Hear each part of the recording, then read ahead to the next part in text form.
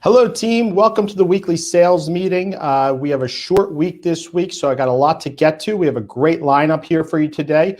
So I wanted to get started with talking about our pipeline tracker that just went live this week. This is a project that our technology team has been working on for quite some time. This isn't, some Google Sheet or Excel spreadsheet type of pipeline tracker. This is an interactive tracker that we've built by sourcing all of the data from all of our systems to one database. So, each of the lenders' TPO portals, being able to have the data come from there in live time. Every 20 minutes, we're pulling it into our database, matching it with our LOS, making sure that we have as up-to-date information across our loan operation as we can possibly have. So, all data, all systems, live time getting updated. So, version 1.0, it's just a master tracker, but where we're going to be focusing on here is each team member in each role being able to have a customized tracker that is bringing them the insights they need. We don't need the raw data. We need, insights. We need to know what are our priorities for the day. What files need to be escalated?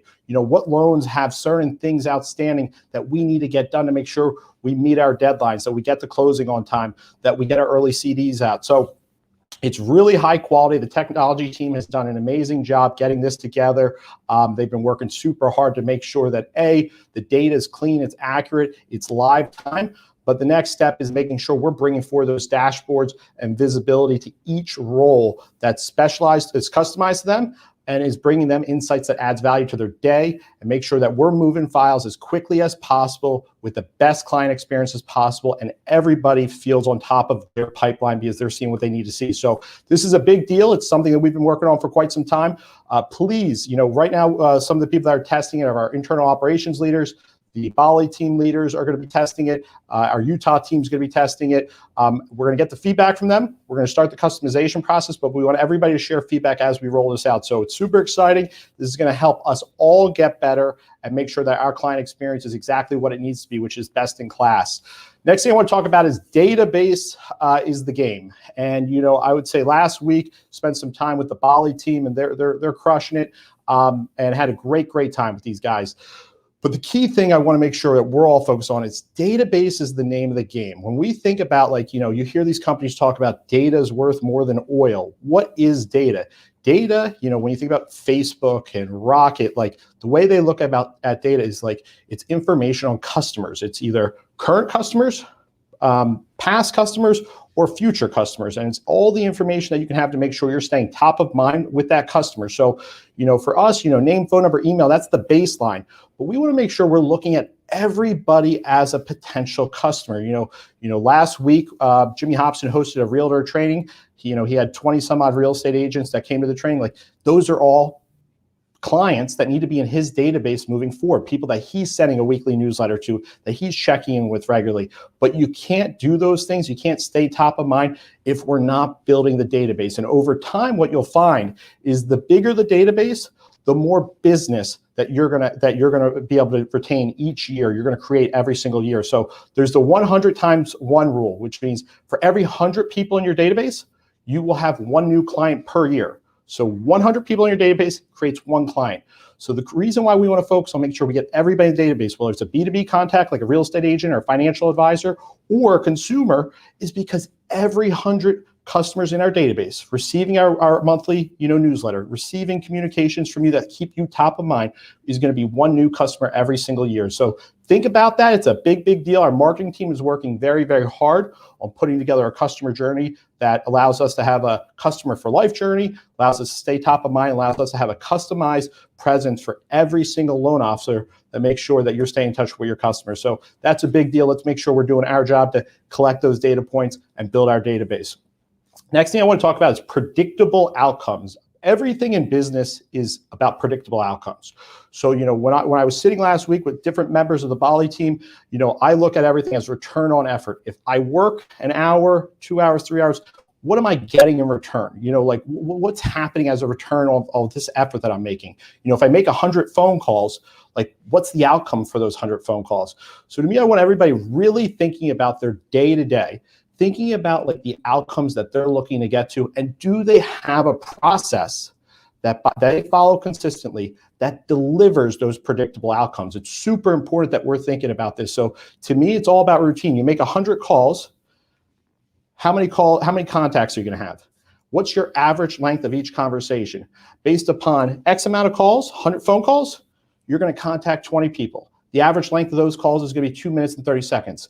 Based upon those three metrics, I'm going to get 2 applications. I'm going to get 3 applications. That's a predictable outcome. So like to me, it's making sure we have a process. You can't go through the motions and just be reactive. I see people coming to work sometimes and, hey, I'm going to call some people here. Then I'm going to answer emails. Then I'm going to call some people in this afternoon. Like that's not a process. You're just kind of going through the motions.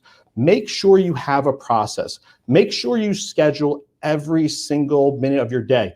I had somebody say to me last week, looking at my calendar, they're like, man, your calendar gives me anxiety because if you look at my calendar, it's booked from 6 a.m. to 6 p.m. The whole day, there isn't 15 minutes in between. I schedule everything out to make sure I'm in the meetings I need to be in, I'm doing the things I need to be doing, and I make sure my day is fully booked. When I look at somebody's calendar that is empty, I say, your calendar is giving me anxiety because you don't have anything planned. You don't have a plan. You're coming to work with no plan, with no schedule, with no what outcomes are you going to drive if you haven't done the work to schedule your day to make sure that you're doing the things you need to do to get those predictable outcomes. So, define success. This is where it all starts with a predictable outcome. Define success. What's the goal? Hey, I'm coming to work today. I have X amount of leads. And by the way, I have X amount of leads from yesterday, and I want to call some realtors. Okay, let's define success. For today, my goal is to write 2 applications and do 2 presentations to realtors or schedule 2 appointments for real estate agents. Great. You know your goal. You're coming in today. Now, how are you going to get there? How many calls do I need to make? When am I going to make them? Is it scheduled? When am I going to send the follow-up emails? When am I going to check in with text messages? When am I doing the real estate agent presentations? Or when am I making the time to schedule those real estate presentations? Everything needs to be scheduled out. And what you'll find is the more structured you are, the more consistent you are in following that structure, the more predictable the outcomes become. I told our team, hey, this is where we're going to be in Q1. We're going to be at 500 locks a month. 4 months ago, somebody, if I said that, people would have said, hey, listen, Anthony, why do you think that? What makes you believe that's going to actually happen if we're here? Well, guess what? 150% growth month over month, 50% growth month over month, 100% growth month over month. What do you see? We're going to get there because I knew what was coming. I've done the work. I've already ran the play. I already knew what teams were coming on. I knew when they were coming on. I knew how many loans they were going to bring on. I knew where we were going to be based upon the work that I put in July and August and September. So predictable outcomes is defining success, putting your process in place, being consistent in your execution and following that process. And what you'll see is the more consistent you are, the more predictable the outcomes will be, and the more success you will have. So, those are my first couple things of the day. I'm going to hand it off to John. He's got a lot to share.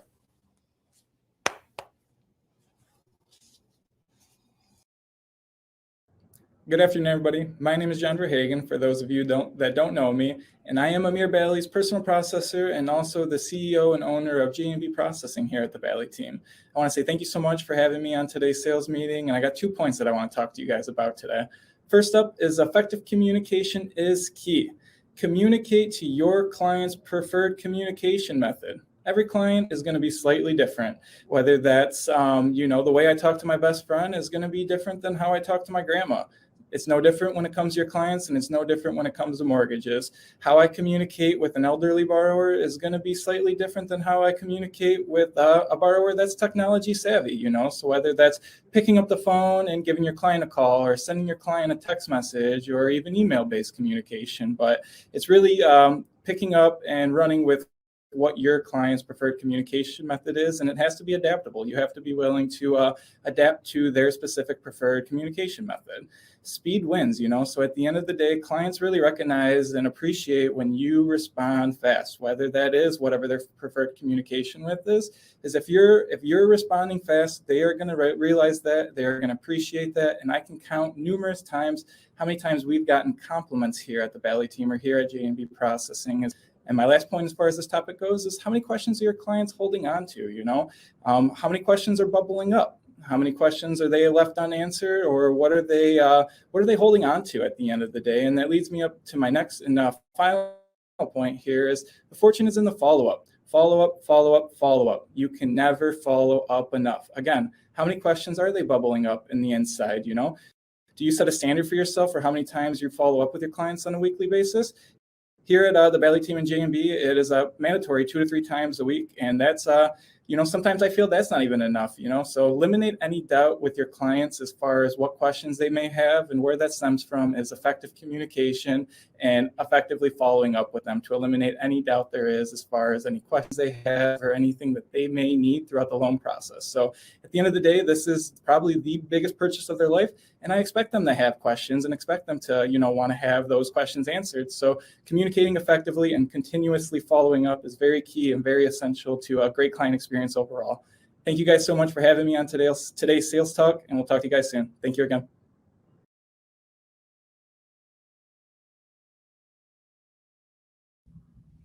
Thanks, John. Hi, everyone. Corie, Meredith, marketing team leader here. So happy to be on another sales meeting with all of you today. I want to talk about something that's super important and impactful, not only in this industry, but in any industry you'll ever be a part of, and that is commitment to consistency. A lot of times people just want to do one thing and go viral. You want to make one video and go viral, or you want to send one email blast and get 250 referrals. Who knows? That's just really not how it works. You have to be committed to being consistent in all that you do in an effort to continue reaching more people and getting people to remember you. Sometimes it can get frustrating when you put things out that you think are going to perform really well and they don't. But I would encourage you to turn that frustration into encouragement to continue posting, sending out that message, calling different people, just being consistent in whatever regard you're looking to accomplish, and it will pay off. You don't lose your goal weight the first day of your diet. You're not going to do the same thing with anything that you do in life. You have to be consistent, put in the time, put in the energy, and the results will be there. I encourage you all that if you have a Facebook business page or an Instagram business page, you can check out some of the insights on these things, and you can notice the difference between the possible engagement on the post and the reach of the post. This is going to be really impactful, especially when it comes to Reels. I've noticed that your reach is going to be probably thousands, whereas your engagement on the post might be only a couple likes. The key here is that you're being consistent. Number one, you're continuing to post that information. People are seeing it. Trust me, they are seeing it. They're watching it. They're listening to you. They're remembering who you are and the message that you're giving across. And eventually that will pay off. So please be consistent and it will work. Next, I want to talk about Loan Originators powered by UMortgage. Now, I bring this up because our new homepage website is live, and it is designed to talk to you. UMortgage brand talks to its audience of the Loan Originator. So you'll see a couple different features on the website that are impactful to the Loan Originator. The first one that you'll notice is a video focusing on some of our LOs. Now, the key behind this is that without our LOs, UMortgage is really nothing. You're so important to us. You are who we talk to, and we want you to be the focal point of our brand. So continue to represent yourself well and the brand well, and we'll continue to highlight you. Next is the map functionality. Within the map functionality, you'll be able to search different UMortgage LOs depending on the state that they live in. So you can enter a different state, enter your state, and see if you pop up.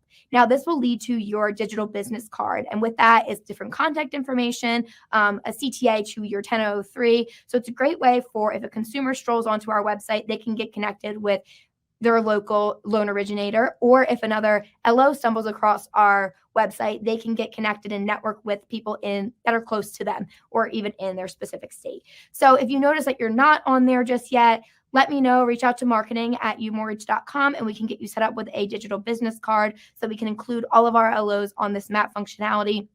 Not only is it a good way for potential referral business, but it's also a great way to network with other people. One other thing that you'll see on the website is a form intake. Now, this is for any LO who happens to scroll across our website and they are looking for a potential partnership. Now, you'll notice that the form is a little intrusive, and that's for a specific reason. We are pretty picky about who we want to bring on and who we want to partner with. As Anthony mentioned previously on a sales meeting, that partnerships are 100% and 100%. And we really take that to heart when we look at partnering with other LOs. So we care about things like them being all in and invested in our core values. It goes far deeper than production or any other thing else. So the form is a little intrusive, but it's designed to be just that way so that we can make sure that partnership is going to be 100% and 100%. I encourage you all to please type in your browser, umortgage.com, and give us feedback on this website. It is very, very brand new, launched just yesterday. So we are constantly looking for improvements. If you notice that anything doesn't work, perhaps, or if you think that we can enhance it anyway, please let us know, and we are happy to work around some of those suggestions. That's all I have for today. Just like the short week, I'm going to keep it short. Let's keep the momentum rolling and go finish off the year strong and enjoy your Thanksgiving holiday. So pass it over to Marcus for some more motivation.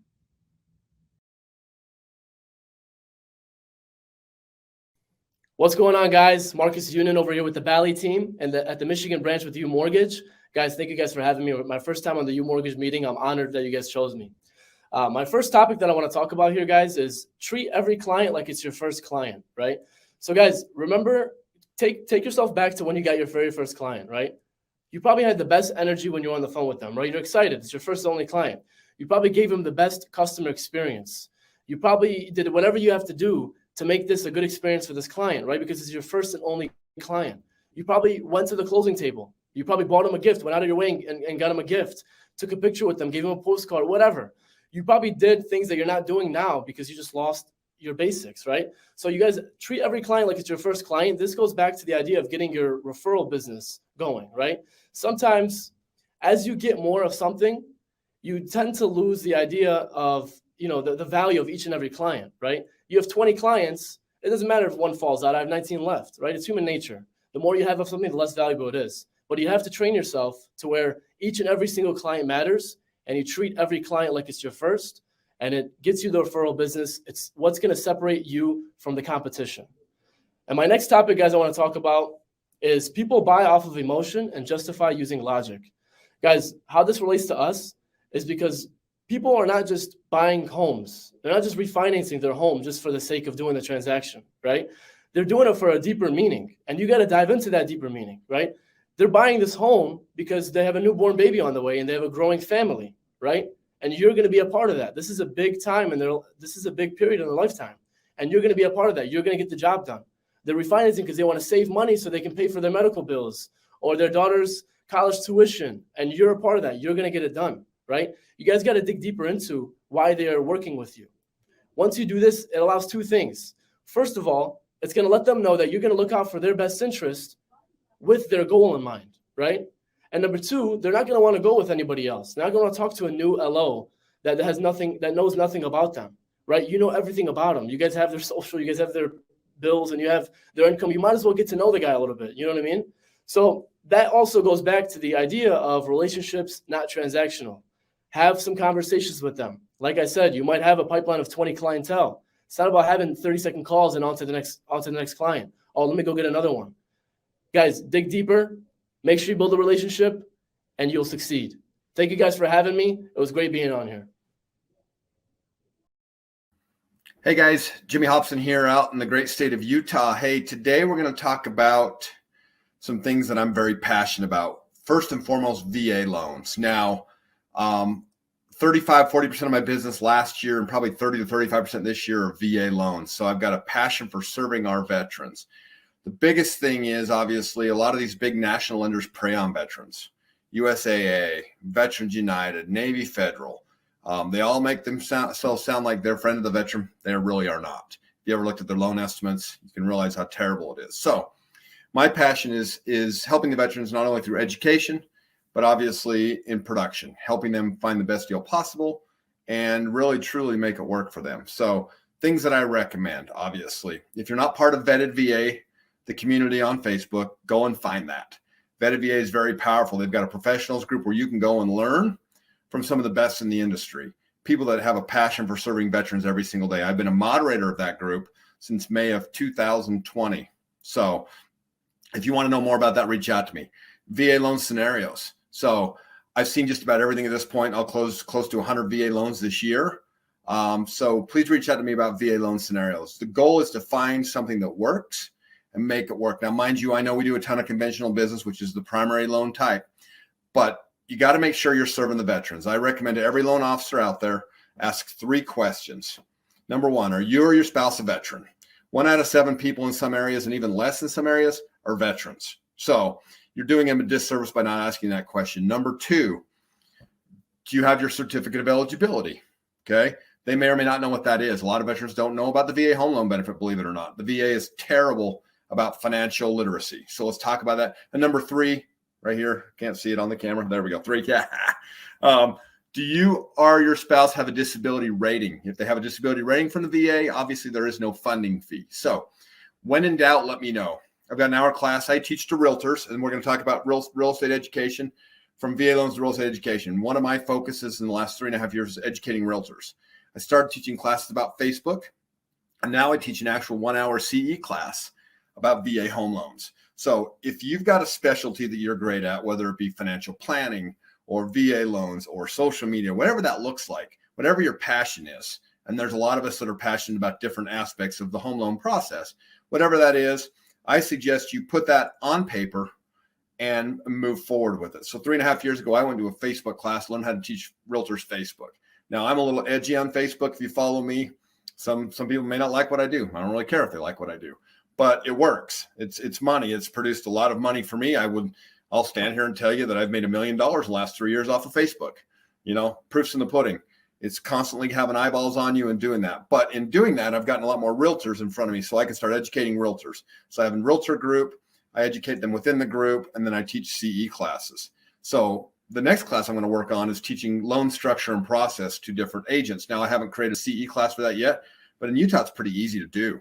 So if you've got the ability to teach CE and you've got a passion for a certain aspect of this business, whether it be financial planning or FHA loans or VA loans, or whatever that may be, my suggestion is to dial that in and teach and educate and educate and educate. These realtors are hungry for that kind of stuff because, frankly, most of them don't know. And if you can get in front of these young kids, you know, and I mean, we sit in an office with a team of about 50 people. I would imagine the average age is probably 25, which is about the average age of everyone here at UMortgage, except for me, Grandpa.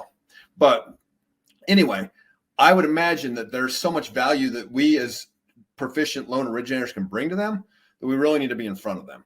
Let them see your value. The biggest skill set we have and what we focus on here in UMortgage Utah is basically providing a ton of value, making sure that we're always in front of them so they know that they can come and ask us any question, whether they think it's dumb or not, we don't care, right? So realtor education is the key. If we're moving into a purchase market, right? Educate, put out content, make sure they understand what's going on, make sure you know what you're doing. As always, I appreciate the opportunity to be here. It's an honor to be part of UMortgage. Look forward to hearing from any of you with any questions. Have a good day. Great job, Jimmy, Marcus, Corie, and John. Awesome job. Great value adds across the board this week. So just want to talk about 2 things here before we wrap up. Number one, I want to talk about, team is everything. And really, last week, it showed it to me more than anything. Spending the time that I did in Michigan with the Bali team, spending the time we did in Sacramento with the Matt the Mortgage Guy team. Team is everything, and team is extremely critical to getting where we're going. Being able to see how our team is working with their teams to make sure that we're delivering the outcomes that we want together, making sure we're supporting each other to grow and get better every day.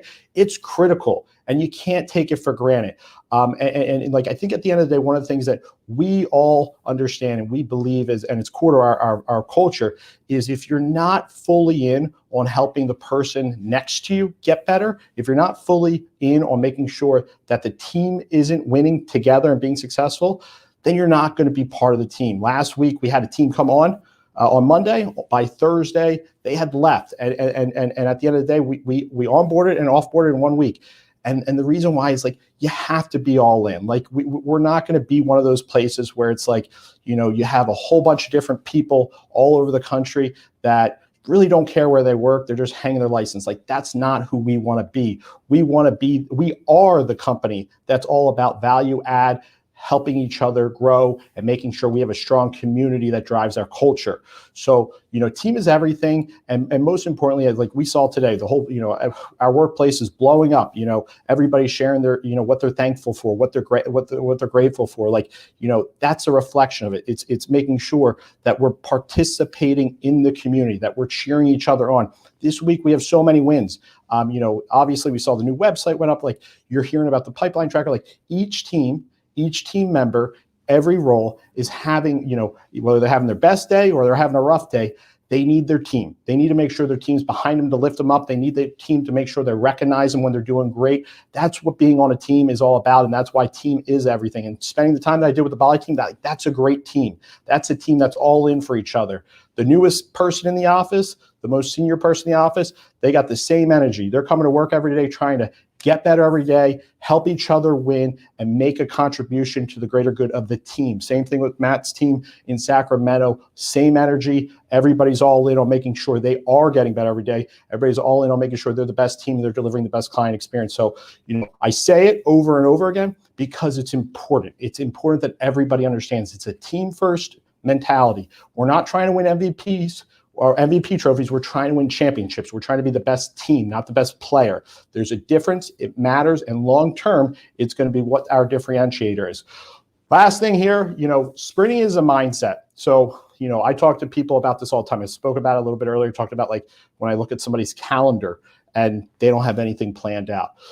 For me, whether it's, the businesses I've been involved in the past, whether it's UMortgage, the mindset is we're going to get the most out of every day. We're going to outwork everybody. That doesn't mean we're going to work more hours than everybody. Like, don't get it, mixed up. It's a matter of effectiveness when you're working. You don't have to work 80 hours to be effective. You can be effective in 39 hours. Like, you can absolutely be effective if you're focused, if you're passionate about the work you're doing, and if you are working at a velocity that delivers great outcomes at a fast pace. So for me, sprinting is a mindset. The way I look about this is like, pace is something you choose. You choose your pace. You decide whether you're going to, close 50 loans this year or 1,000 loans this year. Like, you can decide right now and make a decision and put the work in to get to the results that you want to get to. Like, I look at this, the last 60 days loan, new website, pipeline tracker, LOA training program, leadership training, Salesforce development, partnership playbook for real estate agents, a builder financing program. Like, these are all things that we just are delivering on right now this month. These are things that most companies take years to deliver, like literally years of vendor management and, project management, blah, blah, blah, blah, all this bureaucratic stuff. We're working at a different pace. We're making decisions fast. We're delivering outcomes fast. We're trying to we're in the process of becoming great every day, not just like, hey, we're great today and tomorrow we're going to take off. Well, tomorrow's Thanksgiving, so we are taking off, but normally speaking, we're not going to take off. So, our 52 weeks is the equivalent of somebody else's 153 weeks. Like, we're going to do it fast. We're going to do it at a high quality. And when we make mistakes, we're going to fix it fast. Like, that's our mindset. Velocity is all about delivering great outcomes, consistency. So like we saw it in our loan production. Loan production is going through the roof, right? Great. What do we have to do? We have to make sure we're going through the process of growing. We got to make sure we're looking at our process. How can we drive automation? How can we make our team member experience better? How can we make sure that we're automating pieces of the process to take some of the workload off our team members? How do we automate communications? Like, it's all about velocity. And to me, there's no time to waste. If you want to be great, if you want to be the best at what you do, the best company, the best client experience, the best team, you got to be focused on sprinting all the time. Because I can tell you this, if you're not, somebody else is. And right now, the competition, I look at our competitors, I look at what's going on in the market, and where they're spending their money, where they're investing their money, how they're investing their money.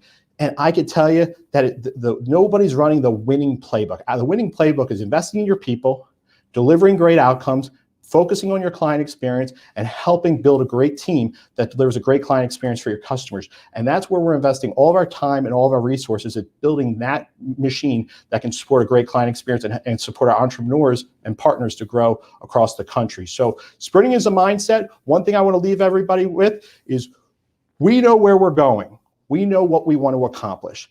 There's no reason we have to wait to 2024, 2025 or 2026 to get there. We can get there in 2022. Like, it's a now thing all the time for me. So like, we are focused on getting where we want to go right now. And that is all about what we talked about earlier, predictable outcomes. Put in the work, have a structure, deliver consistent work, have a consistent approach to the way you do your work, and every day get those predictable outcomes. If you do that, you're not gonna, grow a little bit. We talked about it in the past, 10%, 15%. When I hear people talk about 10% growth, 15% growth, like, what are you doing? Like, what effort are you putting in to grow that little?